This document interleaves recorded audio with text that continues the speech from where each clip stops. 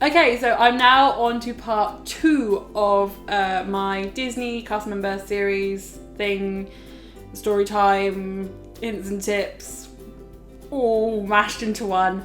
So we kind of ended with me discussing what it's like to apply.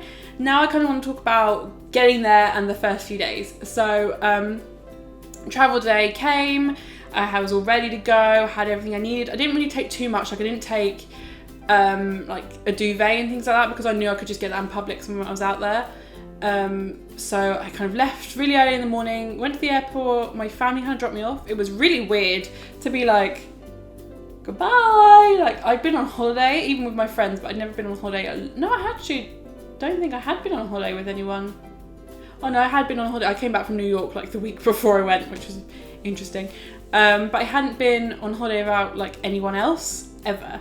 So it was weird, like everyone leaving me and being like, goodbye, gotta do this alone now. So yeah, I spent some time in the airport, bought a watch I think, and just mooched around for a bit until my flight. I actually had my like Disney pack out with me and I was kind of like holding it out, hoping that someone would recognise it and be like, I'm doing the college programme too, let's be friends, let's sit together on the flight. I didn't have that, no one wanted to be my friend. So I did it alone. I sat for ages reading a book, I think, which is really unlike me because I don't really read. I get like had the shortest attention span, so that reading is not really for me. And then anyway, going off the subject a little bit.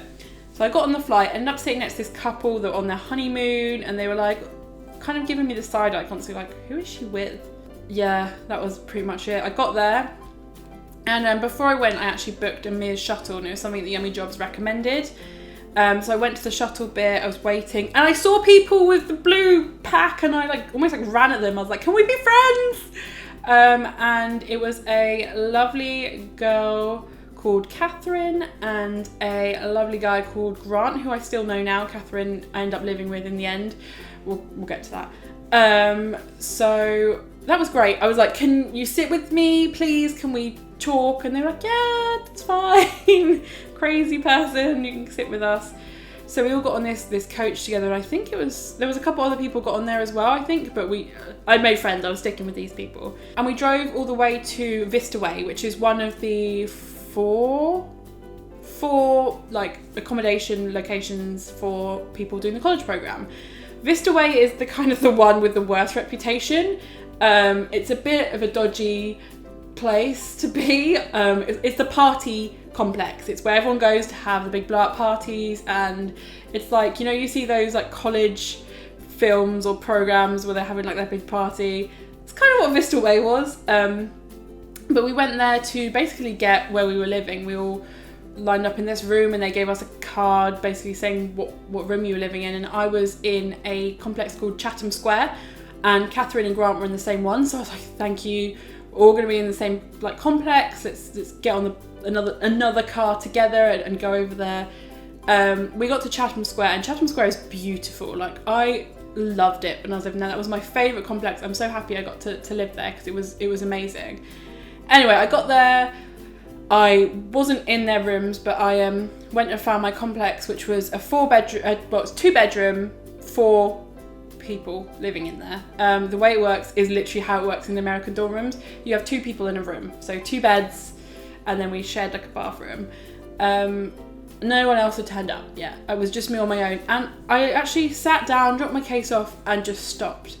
And I got so overwhelmed because I was just sitting there like, I'm here, what do I do now? Like, I don't know anyone, I don't know what to do, there's nothing planned.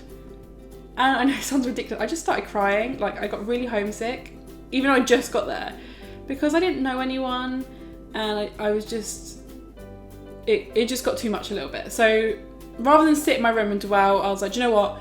I'm gonna be a strong, independent woman, I'm gonna go out there and find some friends. So I kind of had seen where Grant and Catherine, like the stalker that I am, had gone, where their flats were. And I was like, right, I'm gonna go knock on their door and like, you know, we're gonna be friends, that's it, I've decided. So as I actually walked out the complex, I saw a couple of people that I'd known.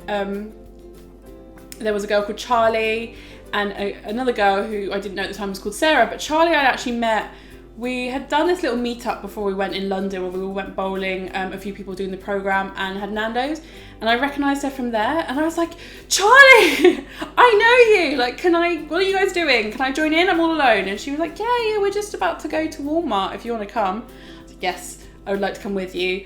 So I kind of met their house. There was quite a lot of them in that flat. There was 6 of them, and there was Charlie, Roxana from Mexico, Catherine was actually living with them as well, which is great.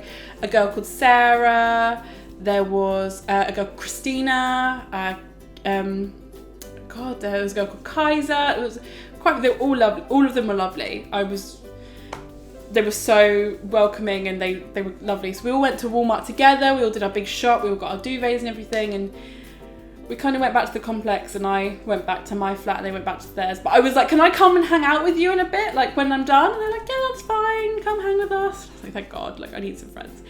So I got back to my apartment and met my roommate. Oh my God, what was even her name? She was something else.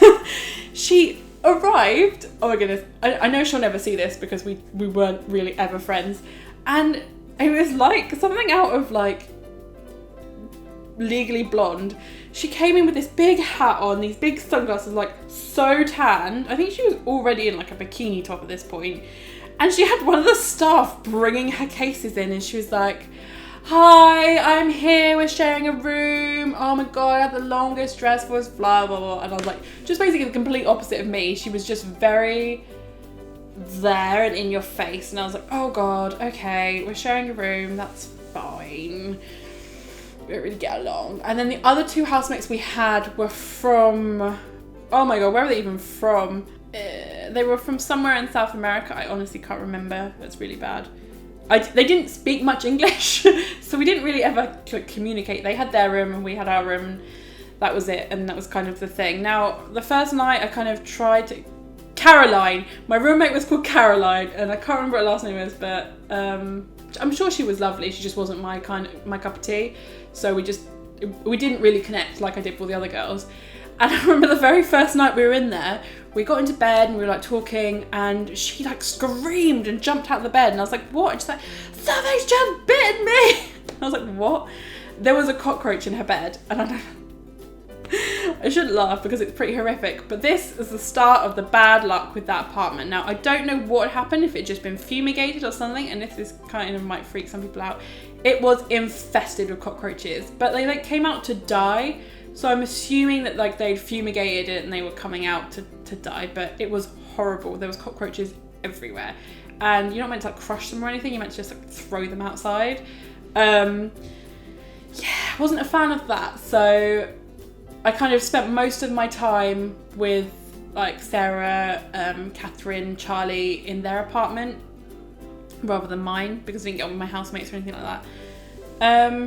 And honestly, it was the best thing I ever did, meeting those guys. They're still my friends now, and I love them so much. And the thing is, after a little while, you can actually request to change apartments. And one of her housemates actually wanted to go to Vista Way because they wanted to party.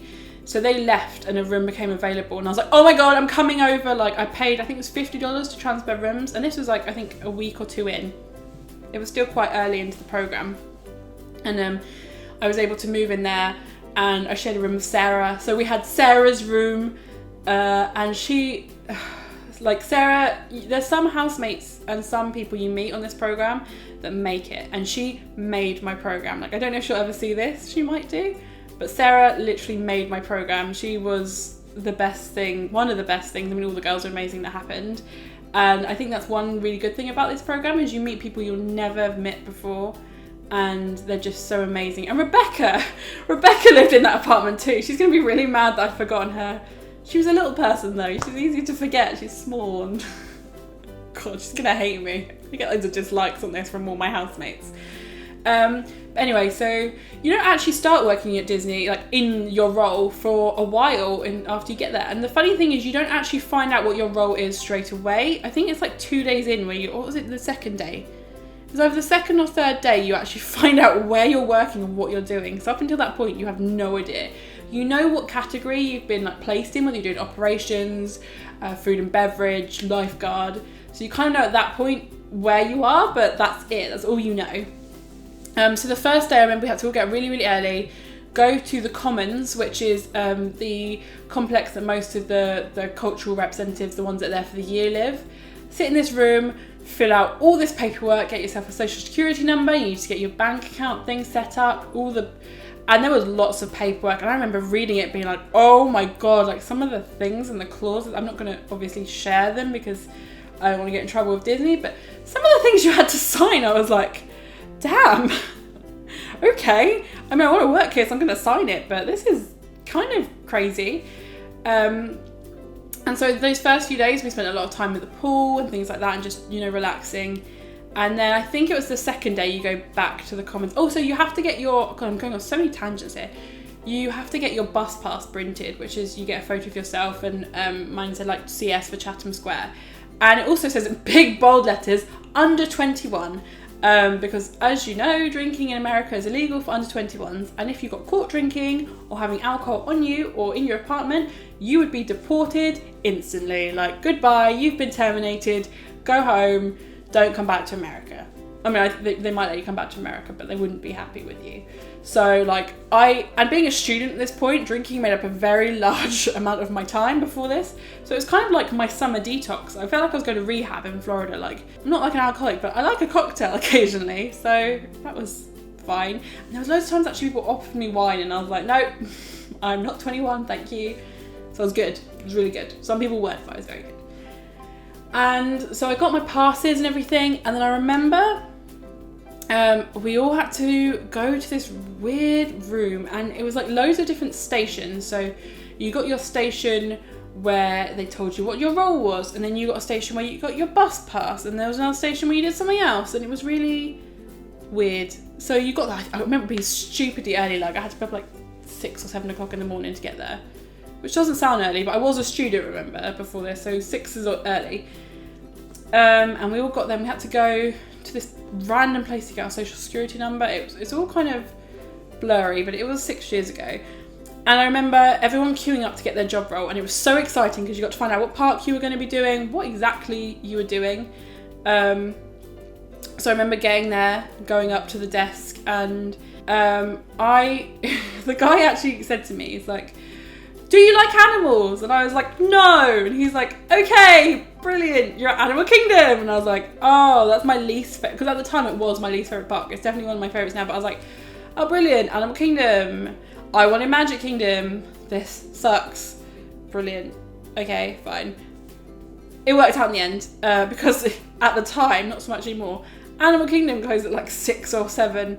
And so I was out of there by like 8 o'clock, whereas some of my friends that worked in Magic Kingdom would finish like 5 a.m. So thank you, Animal Kingdom, for your really convenient closing times for when you were staff. I very much appreciate that. And there was so much more training you had to do before you're allowed to do your role. So you had this training called Traditions. And you may have heard of this before. It's a big, I think it's about 3 or 4 hour presentation that you have to do in the Disney University. Now, the Disney University is behind Magic Kingdom, and it is exactly what it sounds. It's a university where you can kind of learn in there, and it's where you go to do your traditions training. And this is kind of where they, I won't say brainwash you, but they really give you a good idea of what Disney wants and how you should behave. And you see this really emotional film about Walt Disney, and everyone was crying, and you have games that you play. And you get your name badge then that says your name and where you're from, and Mickey Mouse comes in, and it's just like, oh, it was amazing. And then to end it off, they're like, right, okay, we're all gonna go into Magic Kingdom for a little bit. And we were all like, what? Because up until this point, we hadn't been in the parks. And oh my God, I was buzzing. I was in my pencil skirt and my suit thing on my way to Magic Kingdom. We went through the utilidors to get there, and I was like, this is amazing. We came out of Fantasyland and the castle was there, and I cried. I tend to cry a lot. I'm quite an emotional person, so I was like, ah. There was these guests looking at all these people in suits like crying their eyes out, but it was good. I really liked it. I don't think we did anything else. I think we just wandered around Magic Kingdom and then like left. We didn't do any rides or anything, and then that was kind of done for the day. But Traditions is one of those things you have to do. And this is where they were a bit more strict. This is where you had to have your shoulders covered. You weren't allowed to go to traditions without your shoulders covered, below the knee. Your hair had to be completely plain. Now, if they turned you away, it was really weird. You get to traditions and you all line up. And as you walk in the room, they check you. And if you don't fit that specification, you're not having your traditions lesson. You have to go and fix whatever's wrong with you. And then you can come back another day and do it. But if you don't do your traditions, you don't get to work in the park. So I was like panicking, like pulling my skirt down, like not all the way obviously, like to make it longer. And I was like preened, and I was like, please let me in. And they're like, yeah, you're fine. I was like, oh, thank God. So I went in and did that. And that was great. And then the next bit of training we had to do was in our park. So I had an introduction to Animal Kingdom. We got there, they gave us these special cups. I've still got mine at home. I have like a memory box of all my Disney sort of memorabilia, and that's in there. And you got to talk about health and safety, cleaning products, what you do in an emergency, the layout of the park, all health and safety things.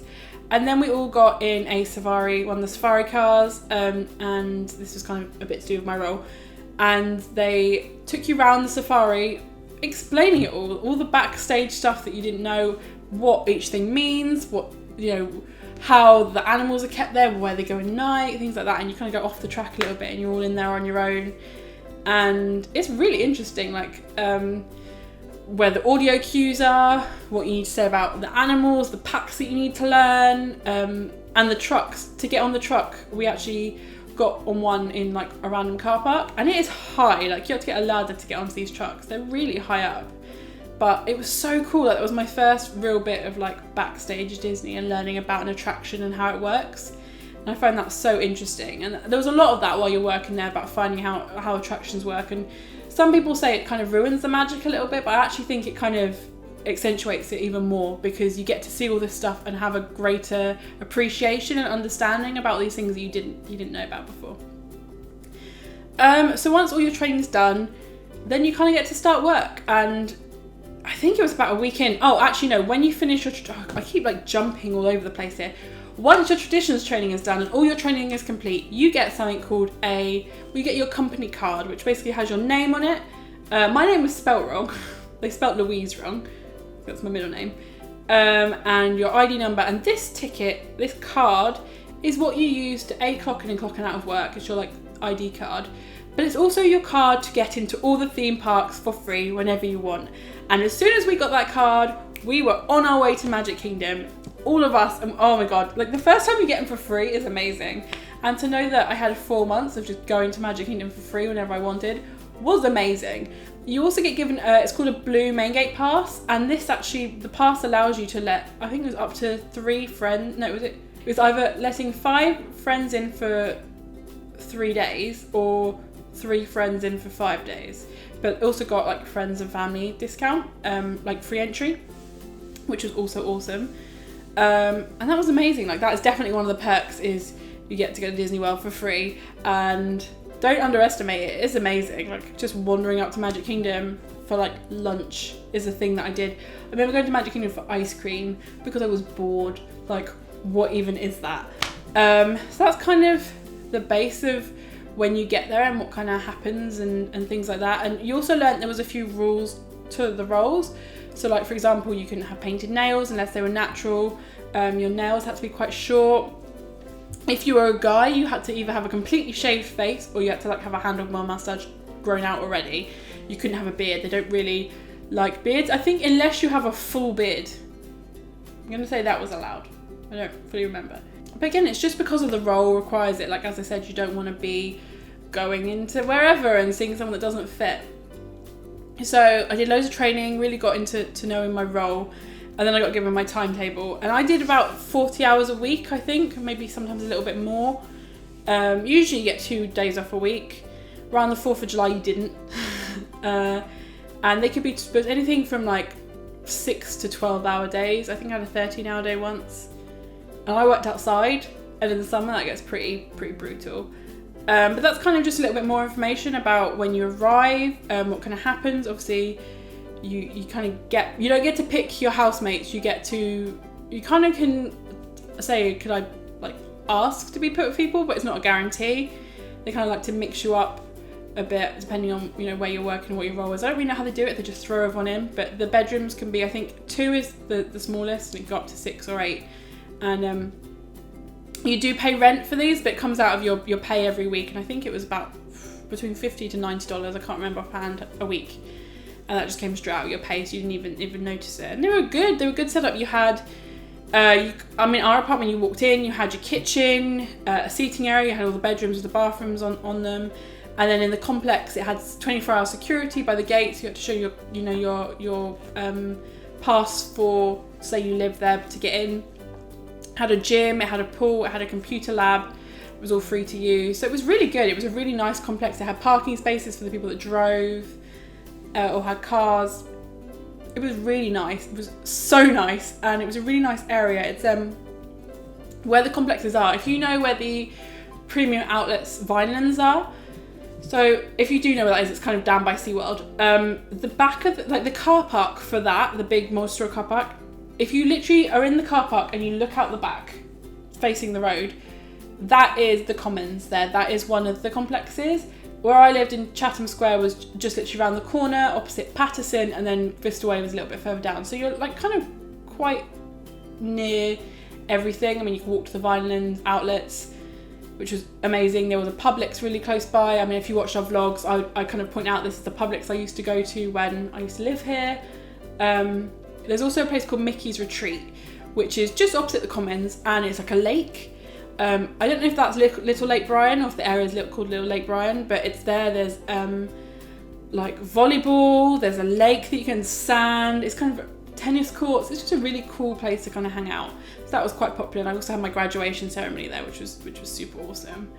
But that's kind of it for like getting there and how you start off. The accommodation's great. They had loads of different activities. So they did like bingo, where you could win like groceries. They did pool parties. They did trips to Miami. So there was always loads going on, and it was really great. And they had like a pizza pool party. We just go and ate pizza, and they all had the characters there dancing with you. It was so good. That's kind of like the basis of the apartment. It came with the 2 beds and the sink and the kitchen, so you kind of have to go to Walmart and stock it all up yourself.